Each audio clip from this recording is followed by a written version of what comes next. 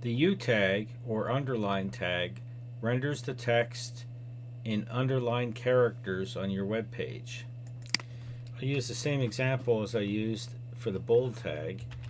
I'm going to write I like cats, not dogs. And when I render that, it renders it normally. Now, if I want to underline cats, I'm going to put the opening underline tag before cats and the closing underline tag after cats, so that when I render it, cats is now underlined. All the text between the opening underline tag and the closing underline tag is affected by that tag.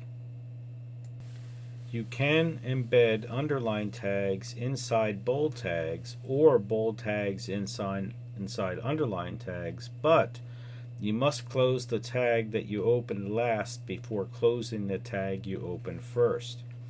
For an example, if I want to make the word cats bold as well as underlined, I'm going to create an opening bold tag and then create a closing bold tag here. Notice that I open the bold tag before the underline tag, so here I have to close the bold tag after I close the underline tag here.